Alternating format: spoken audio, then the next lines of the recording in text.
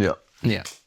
I mean, so it was awesome interview and everybody loved it. And then a day later, Dove was like, oh, by the way, the venue you're going to shoot your special in canceled your shows. No, damn it.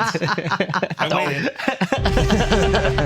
waited. Welcome to Pegasus vs. the World, where we take on challenges, comedy, trending topics, and some travel. City boy!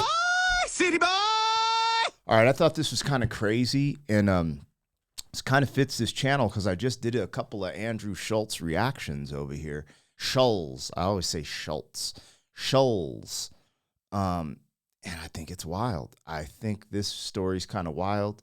We'll get into it a little bit, but so if you're not familiar with Andrew Schulz, he's a comedian. Funny as hell.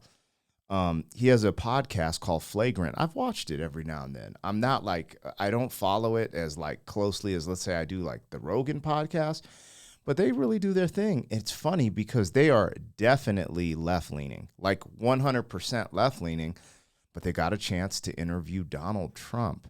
And the backlash they're getting from their fan base is kind of interesting.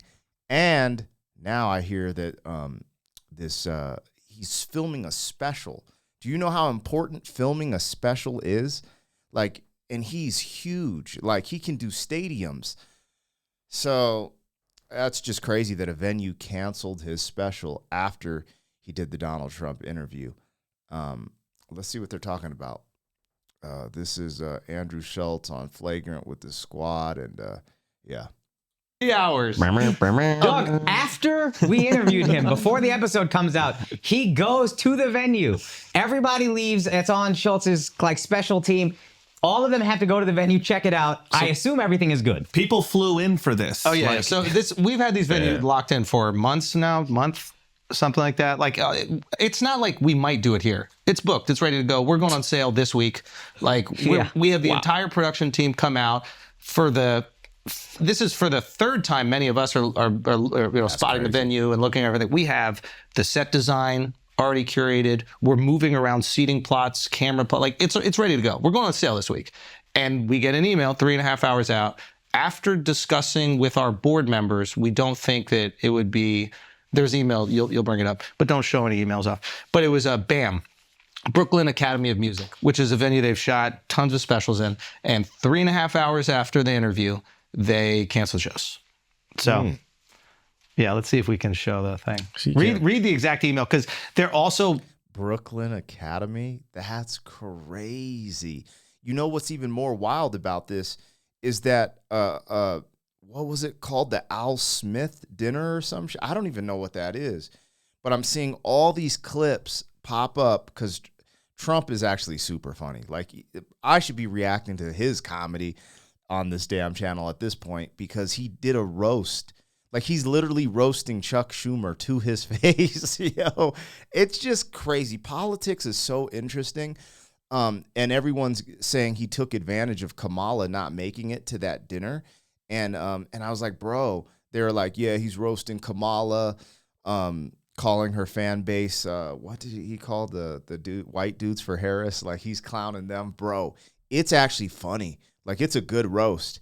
And I'm just like, people are like, oh, Trump is what? They were saying he took advantage that Kamala wasn't there, and he's, clowning her while she wasn't there. I was like, bro, he was roasting people in the audience. Like, Chuck Schumer was literally just right here to his side, and he's just like, yeah, it's just funny to me. But this is just crazy. My question for you guys is, do you think people should get canceled over their political beliefs and opinions? Now, I don't believe that. I don't care if you're white dudes for Harris. I don't care if you're MAGA 2024, 25, whatever it is, right? I don't care. Personally, I don't think you should be canceled.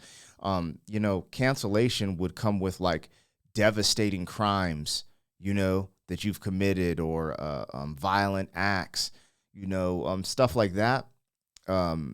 But this is just crazy. This is crazy. What's crazy, if you know about Andrew Schulz, you just know that they're not MAGA.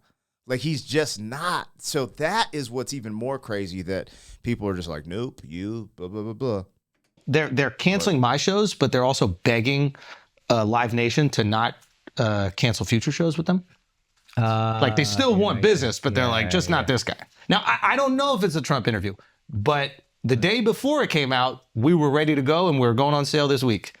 And 3.5 hours afterwards, we get this email. Yeah. First off, I want to thank you for thinking of BAM for Andrew Schultz's upcoming comedy show. We are always excited when promoters consider our space for their events. After some internal discussions with leadership, it was decided that BAM is not the right fit for this show at this time. That said, we really do appreciate you reaching out. We'd love to work with you in the future and for future events that might be a better match for BAM. So if anybody has a venue, if you've got a venue for us, that'd be really great. I'd really love to shoot this special, and that'd be really awesome. The irony is this is your most personal special. Yes. Like, it's not as political as that. It's you and your journey. Yeah, but also what's interesting about it is that, again, they canceled it 3 hours after the interview came out. So before the liberal media spun it in liberals' favor.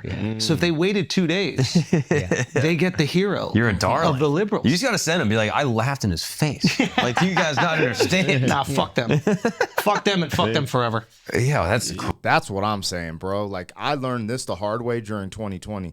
I got ostracized, for just having my own thoughts and opinions on the way things were handled. I still believe they were handled totally incorrectly. And yeah, man, there's a lot of big corporations and companies that cut ties with me. I lost a lot of shows, touring opportunities, but luckily YouTube kind of popped off for me and other things. So it's weird because hearing him say what he just said, I actually totally feel him, because I just feel like the environment has gotten way too polarized. And I think that's messed up, because I know how hard it is. So if you guys didn't know, I throw concerts, right?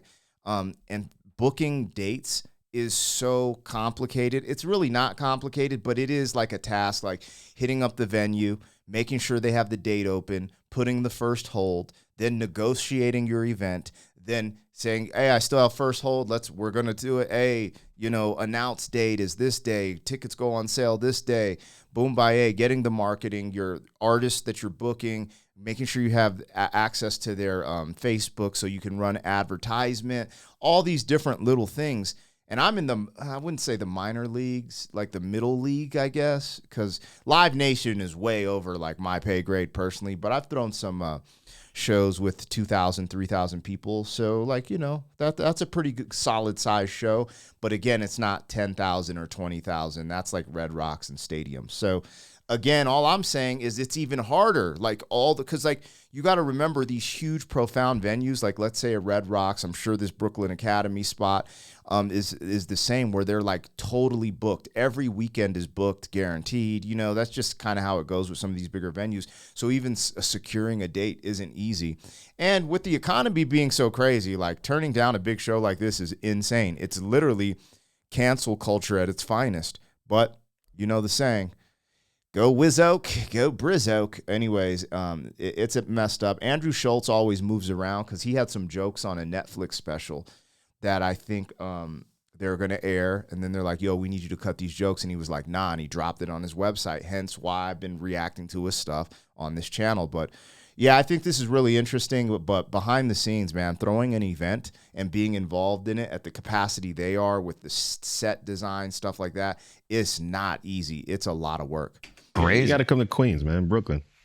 It's no good. Yeah, why is that? Staten Island. I think there's a nice theater in Staten Island. Brooklyn, I didn't know that you guys were salt. There is one, St. George Theater, we're looking at. There you go. That's what you need. You need something union, something firemen go to. You know what I mean? So, ladder 50, Staten Island. Where y'all? I just add something to that, just because I know I pitched what the hour was about in order to just discuss them, get them all on the same team. There were fans of so touched by what it's about, people that know. And so I'm like, it's not like they don't think that this particular hour is going to work for them. This felt personal. Yeah. But they never specified, though.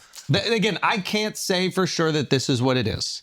But before it came out, it was fine. Maybe after it came out, they familiarized themselves with me and then saw other things that they didn't like. That's also a possibility. Mm-hmm.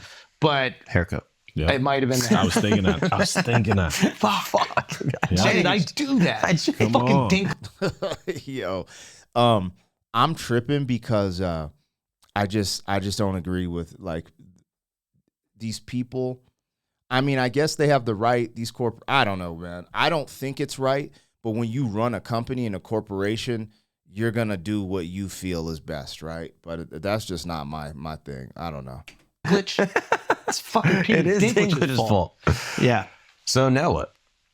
You're supposed to record this, what, November? We were supposed to record it in a month. This is, yeah. Nice. There's been a wrench thrown in things.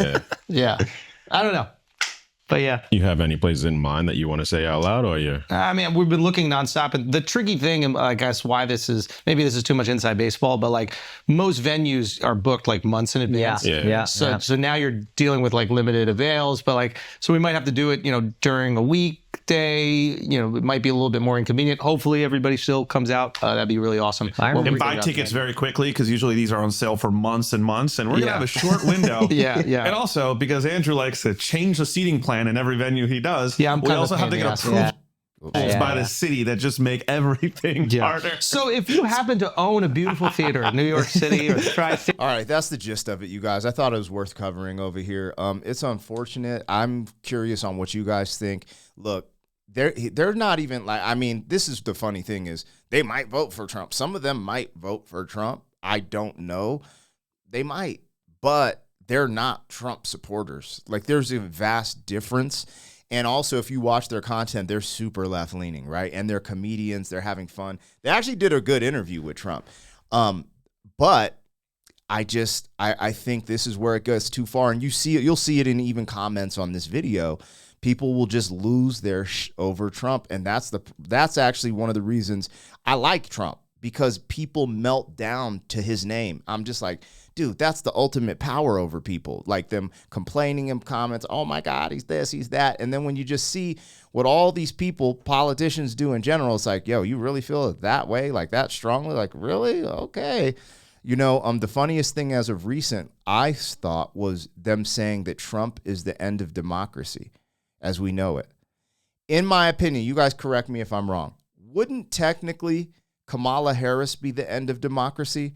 She was never elected.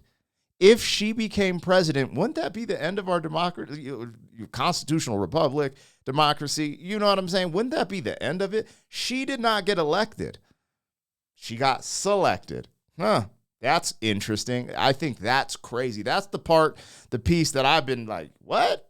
Like, real, maybe I'm tripping. Maybe I'm seeing that incorrectly. But when you go on a limb to say that Donald Trump will be the end of democracy, or he's a threat to democracy, in my opinion, wouldn't the biggest threat to democracy be putting an unelected person in front of the country and become the president? That, to me, would be the biggest threat to democracy of all time. Personally, that's what I'm thinking, but I could be wrong. Anyways, you get canceled for even having thoughts. Me saying these thoughts out loud, you get canceled for. And that's why I talk about it, because people will get into, please don't make this channel about politics.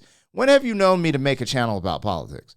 But I will speak my mind and things that I see. And when I'm talking about trending topics, this just happened.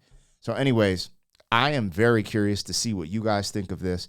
I thought this was wild, and I hope he finds a venue. I hope he crushes it. And again, I told you guys, it is very complicated trying to book a venue on a weekend, period, let alone these bigger stadiums, because they are booked out because they have a threshold of money they need to be active, Also, winter's coming up, and I don't know how climate change is up in the East Coast, but I heard it's actually getting warm as hell in Maine. But you don't want to be doing events when it's going to be snowing. That's just the truth. Anyways, you guys let me know what's cracking with you. Have a good ass day. Fody. City boy!